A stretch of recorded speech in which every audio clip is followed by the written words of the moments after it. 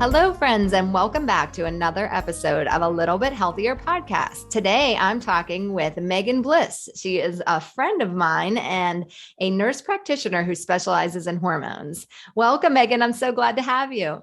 Hi, Meg. Thank you so much for having me. I'm so glad to be here. I am so excited to talk to you today because we are talking about something that most people aren't talking about, and that is male hormones. We hear so much these days about female hormones and what we can do. And I'm so glad the conversations are coming out about women's hormones, but sometimes we don't hear anything about men. And so, there's hormone imbalances we know that occur through the men's life too, that maybe no one's mentioning. So I'm so glad to have you on here and talk about this. Can you start a little bit by just telling us a little bit about yourself and your background and how you got to where you are today? Yeah, so I have been a nurse practitioner for almost a decade now, and I spent the first few years of my career just in the family practice model and seeing 30 patients a day and going home exhausted and not feeling like I really helped people. And I would have a lot of women coming to me and they're like, I feel terrible and I don't know why. And nobody's listening to me. And I was like, because I felt that way too. So I was very wanting to not only help them, but also help myself in the process. And so that's kind of what led me down to my research into hormones. And what really sparked that was the fact that after my second baby, I was breastfeeding, eating well, exercising, doing all the right things, air quotes here, right things, and gaining weight. And it was so frustrating for me and I didn't feel good. I was highly stressed. And I just knew that hormones played a huge role in our lives. And I really felt like they were brushed under the rug. And yes, for both men and women, they can be very much brushed under the rug. Yes, I know. And I think with so many of us, I love how your personal experience led you along with your professional experience, because I think that is what has brought a lot of us on this journey to really dig deeper into, we're experiencing this ourselves. And if we can't heal ourselves, then, what are we going to do? What are we doing? And then that leads you to the journey to want to help more people and share. And so many women have had that experience that I talk to people all the time that are having that same experience. So it's so great to have people out there to help. And so what kind of led you into, I know part of Megan runs a program on hormones, and I know there's an element of your program that talks about male hormones. So what kind of led you into looking more into men in addition to women? I do feel like, and you see relationships, you see marriages, whatever, and there typically is one of them that is more health prone than the other one, and in my experience, it's typically been the women who are diving into their health a little bit deeper and wanting to change and just really having that motivation from feeling very, very crappy. And then I will get them, and I mean, this isn't everybody. Sometimes it's the men that want to be healthier than the women. It just kind of depends. Sometimes it's both of them. That's great if it's both of them. But what I found in my practice is I will help a woman get feeling so much better. And then she goes, so do you help men too? Because my husband really, I just really think he'd resonate with you. And I think I think you'd be able to help him too. And so that's why in one of my bonus modules in my Handle Your Hormones program, I did His Hormones Need Help Too module where we discuss men's hormones. That's great. So can you start a little bit and give us background on how men's hormones change throughout their life? Yeah. So men also have a kind of a male version of menopause, and it's called andropause. And that actually starts happening. They get the peak of testosterone 20s, early 30s, but then it starts declining. Mid 30s is when that starts to happen. But I think that there is a lot of focus on testosterone when really all of the hormones, because men have just as many hormones as women have, just in different ratios.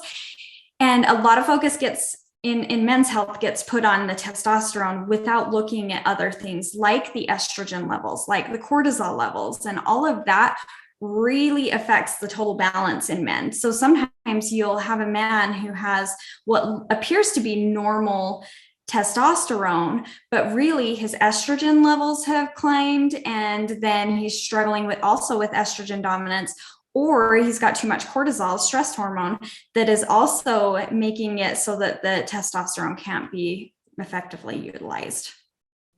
And all of the hormones play into each other. So it's really a cascade that we're looking at. So can you kind of give the listeners a little bit about kind of how cortisol plays into your DHEA and affects your testosterone and everything? Because I know one thing people aren't thinking all the time is about stress levels. Yeah. And that's where I will see a lot of times that men have exactly the same symptoms of low testosterone. And then we do full panel testing, and it comes back that they're very elevated in cortisol. So what happens there is, and there's so many factors that go into this. Sometimes we can have perfectly normal levels of hormone, and they just don't have the right micronutrients for the receptor sites to accept and utilize the hormone adequately. And then that hormone basically becomes toxic in your body, and you can have terrible symptoms. But with cortisol, if it's high, it's going to find the easiest parking spot for it to park at. And it's kind of like driving in a parking lot, and then you see this little old man come in and steal your spot. And that's kind of what cortisol will do when we're living a high stress lifestyle, when we're not taking care of our bodies and making sure we're feeding it good nutrients and exercising, not too much, but not too little. Or we've had a traumatic incident in the past, or we've got some terrible health issues or something like that.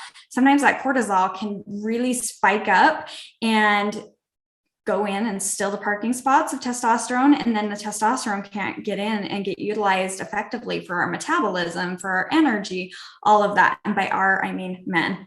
But it goes both ways. It does, because we all need a little stress reduction. So yes. Now, what do you recommend for your men that you see have high cortisol levels? So that depends. It really takes dissecting what is causing those high cortisol levels, and really doing some dissection to see where you can, and I kind of alluded to an overflowing toilet. Like you go to the bathroom, you flush the toilet, and you turn around and it is just overflowing, and you're like, oh crap, where can I turn off that water valve to get it to stop? So I do like to turn it off a little bit and find out what we can do to really stop the immediate stress, and then start unclogging from there. So sometimes that could be just starting to eat, weeding out the processed foods. So then your body isn't as stressed, your blood sugar isn't as high. Sometimes it's having a regular bedtime because they don't have a regular bedtime. Sometimes it is just start moving your body on a regular basis. Sometimes it is meditation involved in there. Sometimes it's going to therapy. So it really kind of depends on where we're going to stop that overflowing toilet bowl at, and then really start to work to unclog it. I know, what a gross analogy, but that's what I got. Perfect.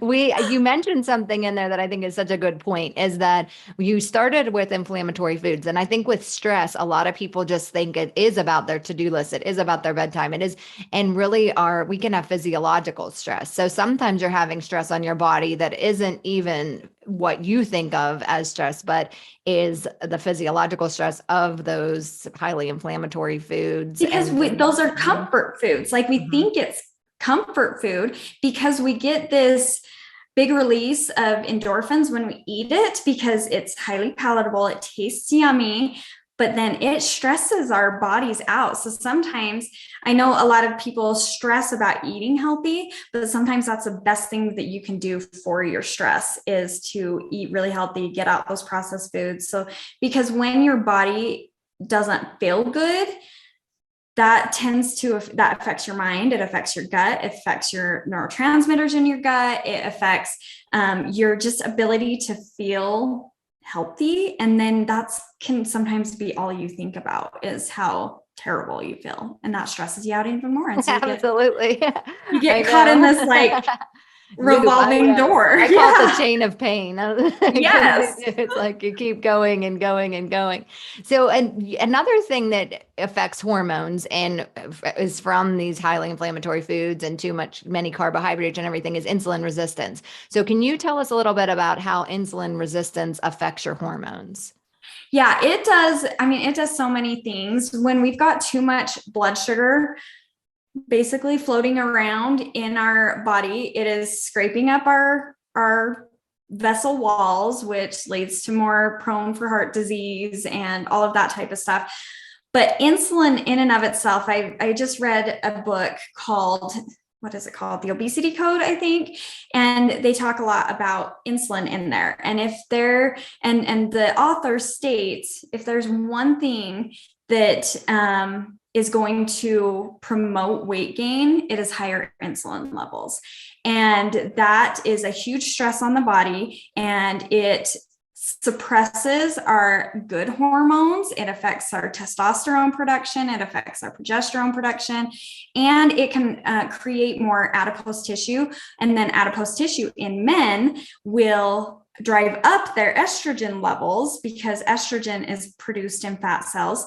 And then that balance of that testosterone and estrogen will get completely out of whack. So there's a lot of ways. It's kind of like, which way can I best describe right now? There's a lot of ways that that insulin affects our hormones, but that's kind of the one that I'm going with right now. Absolutely. And I think that people aren't thinking about that a lot of the times. People don't realize even that estrogen is stored in fat. And so that you can have higher estrogen levels, the more fat you have. And so you're not even considering when you're eating this high sugar diet and you have insulin, And it's that chain of overload. pain, like you were talking about, because the higher the estrogen, the more you hold on to weight, and the more weight you gain, the more estrogen you can produce. And it's just that loop. Keep getting in these cycles. So we break the cycle, right? Yep.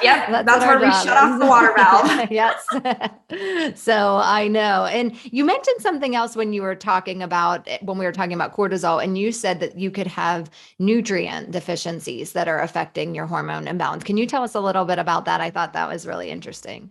Yeah. So kind of what I like to allude to is basically like a keypad at a locked door, like you see at a bank vault or something like that.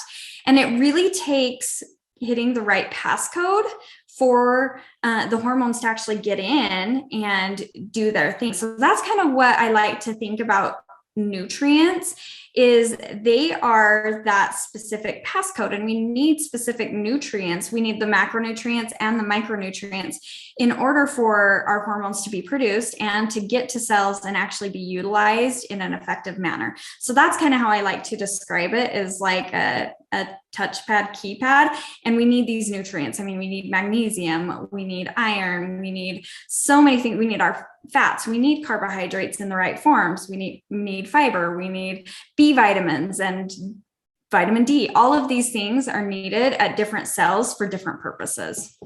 Okay. And what particular or nutrients would you recommend for a man if he's looking to start out to help balance his hormones? Yeah. So, I mean, obviously you're going to have your macronutrients where you need healthy fats, you need healthy carbs, you need protein. Protein tends to be a necessary building block for, and the more muscle mass you lose as you get older, which happens with a decline in testosterone, the more protein you need. So protein is a very, very vital one. But then we also need fiber to keep our guts nice and cleaned out. And that's going to be coming from good vegetables and our good healthy carbs and all of that. I've seen a lot of people jump on the whole carnivore train, and I'm like, oh man, but you're missing a really vital aspect, and the whole macro train too, because then you're missing out on those micronutrients too. So B vitamins are also very necessary. We're needing magnesium and all of that. There's so many that I think, but as far as like, what are the first go-to ones, I do like to strategically supplement. So like not throw a whole bunch at somebody, but I do like, my basics are going to be some good liver, like organ meat or powder or something like that, that's packed with a lot of nutrients. I like B vitamins and I like magnesium. Those are so important for all three of those are so important for hormone metabolism. Absolutely. And if for a man that I think one of the things is that people also don't understand is the age component. So like I think like when we talk about women and we think of menopause as like, oh, and when I'm 50, I'm going to hit menopause, but really we know women start to have hormonal changes in mid 30s often and progesterone starts to drop. So in the male realm, what would you say sort of a chronological order that you could kind of expect a decrease in some of these changes to sort of start to occur? Yeah. So I think women and hormones is getting more widely known, and women have a lot of assaults on their hormones, like birth control and stuff like that. But men also have a lot of assaults in our daily lives. We've got a lot of endocrine disruptors that go in and can affect things. So endocrine disruptors are going to be things that either mimic hormones or inhibit hormones from being utilized correctly, and that comes from our personal care products. And women tend to use a lot more personal care products, but men are also using personal care products like deodorant, shampoos, soaps, and stuff like that affect hormones. So I do feel like the chronological age for andropause is declining, kind of like women, and hormonal imbalances are shifting and kind of trending downward. But typically studies have shown that andropause is about the age of 35, and that's where maybe that's where they start noticing a decline, and you're going to start seeing more fatigue. It's harder to build muscle, it's harder to get out of bed and have energy, and it's maybe some male patterned hair loss and graying of the hair, and you just feel a little bit less vibrant than you once did. So it starts happening then, and it's a slow decline, but it can really gear up looking into your 40s and 50s, and you really start noticing a lot of health disparities after both menopause and andropause. I know. And I think 35, I mean, I think that's a lot younger than people really think. I think it's always like we're not necessarily looking at a young age, we're looking off into the future. And when you are aware of some of these shifts and how they're happening in your body, you can take action before you get to a place. Because, I know you and I have both seen that diagram where it splits and it's harder to cross the gap. So, you think you're on this flat line and really you're either going one way or the other. And it gets harder to cross that gap between feeling better once you have a more of a decline. Mm-hmm. Yeah.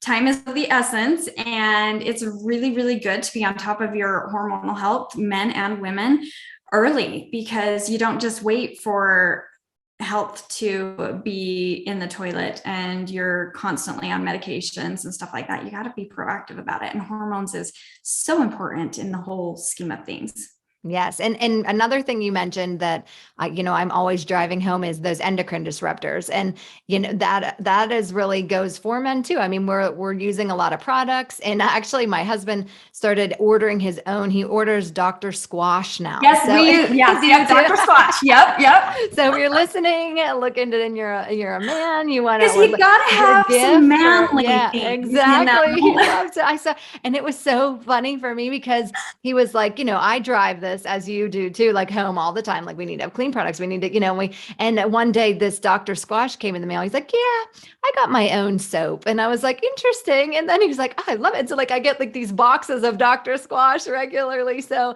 I think that's a good one to. Yep. It's good marketing. Yes. I mean, it's totally marketed towards the man in a good way. So that's like a good Father's Day present or birthday present. Exactly. Clean things up for your husband. So I love that your husband uses that too. Yes. And something like I always think one simple thing you can do is just ditch the plastics. Like I don't even think people realize how much cooking in plastics and then you heat them and they go through the dishwasher, or people even microwave them. Yes. Yes. Seeps into your food, you ingest it, and it just, it can wreak havoc, those plastics. Totally. Yes. So part of this show is I want to be able to give people tools of what they can do and take in their life and simple things. So, when we're looking at this hormonal change for men, what are some things I know we talked about, skincare products, plastics, nutrients, but where would someone someone start? Like if you're just like, okay, you know what, maybe I am having a decline in hormones, and what are some things that we can just like they can take or that are actionable steps right now? I like to look at the foundational five is kind of what I call it. And that's going to be, yes, your nutrition, stress reduction, relationships, sleep, and then movement. And if you just do a little bit in all five of those areas, as far as like progress in movement, lifting weights is going to help with your testosterone production and keep it more stable, keep that estrogen from climbing too much for men. And so that's kind of where I would start with the movement. And then with the nutrition, make sure you're getting a good balance between macro and micronutrients, lots and lots of vegetables to keep things in a good variety, to keep things very, very broad. Stress reduction. I know meditation seems a little kooky to some men, but oh my goodness, there are so many studies out there that show that meditation is so important. Bedtime, really being protective about bedtime and making sure that you're not scrolling your phone for hours before bedtime and you've got a consistent bedtime because sleep is super, super important. And then relationships, make sure you've got a good bond between your significant other, your family members, because that in and of itself is a natural good hormone producer, having good relationships. And relationships are so important for support and progress too. I think getting that support to really make some of these things, because you can do these every day in your own life. You know, if you want the testing and you want to have an issue that you really need to dig further, it's really great to see a functional practitioner. But Yes. there's things like you're saying that every day you can do to make a difference. And I think seeing some of those and small changes make a difference can really be so impactful for people. They add up. It doesn't have to be overwhelming to make changes, just small and simple steps towards the end goal, you know? Absolutely. So Megan, where can people find you? They're saying like, okay, I love what you're saying. This sounds like me. You know, a woman's listening saying, maybe this is my husband, or the man's listening saying like, I wasn't sure if, that this was going to happen at 35 and I am feeling some of these symptoms. So how can they find you if they're interested in learning more? So I hang out a lot on Instagram at Megan Bliss NP. I'm also on TikTok at Megan Bliss NP. So the same handles there. My website is www.liveblisshealth.com. And then my program lies on www.handleyourhormones.com. I do have a free hormone symptom checklist for women. I need to get one for men, but my women's hormone checklist is at checkhormones.com.